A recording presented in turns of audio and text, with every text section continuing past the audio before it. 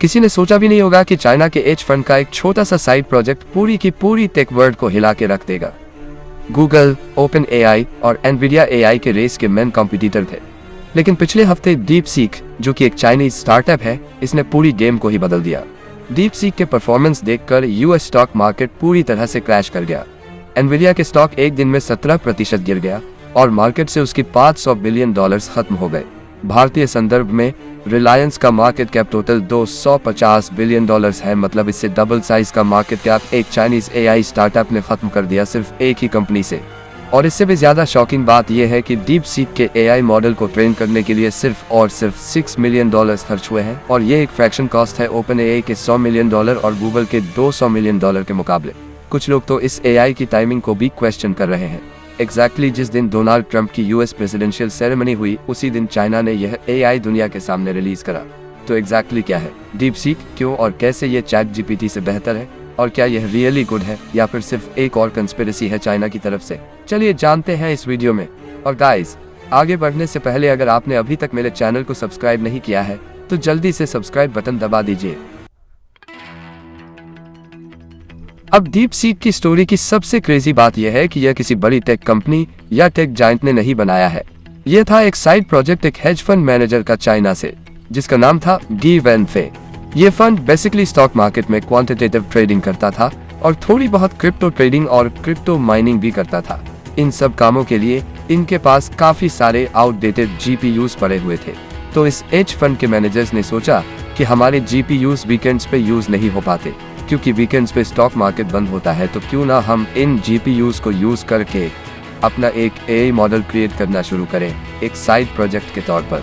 और ये छोटा सा साइड प्रोजेक्ट कुछ ही महीनों में एक डिसेप्टिव डेवलपमेंट बन गया पूरी टेक वर्ल्ड में। और जैसा कि आपने अनुमान लगाया, ये साइड प्रोजेक्ट ही बेसिकली डीप सीक था। डीप सीक एक नया एआई नहीं है। डीप सीक के बारे में सारी एआई वर्ल्ड, टेक वर्ल्ड को काफी टाइम से पता था, लेकिन डीप सीक का जो पहला मॉडल आया था वह इतना भी एडवांस नहीं था कि लोग इसको सीरियसली लें। डीप सीक एआई के दो मॉडल्स हैं, R10 और R1। R10 को बेसिकली कंप्लीट रेनफोर्समेंट लर्निंग को यूज करके ट्रेन किया गया था और इसमें किसी भी टाइप की सुपरवाइज लर्निंग नहीं थी। हालांकि R10 भी एक अच्छा एआई मॉडल था, लेकिन यह कहीं से भी चैट जीपीटी या फिर अन्य एआई कंपटीशन का मुकाबला नहीं था। इसीलिए R10 ने इतना ज्यादा इम्पैक्ट क्रिएट नहीं किया। लेकिन कुछ दिन पहले 25 जनवरी को जब डोनाल्ड ट्रंप की प्रेसिडेंशियल सेरेमनी हुई, उसी दिन डीप सीक ने अपना R1 मॉडल रिलीज किया और इस मॉडल ने पूरी गेम बदल दी है। R1 मॉडल भी R10 को बेस लेकर बनाया गया है, लेकिन R1 मॉडल में रिइंफोर्समेंट लर्निंग के साथ साथ सुपरवाइज लर्निंग भी की गई है।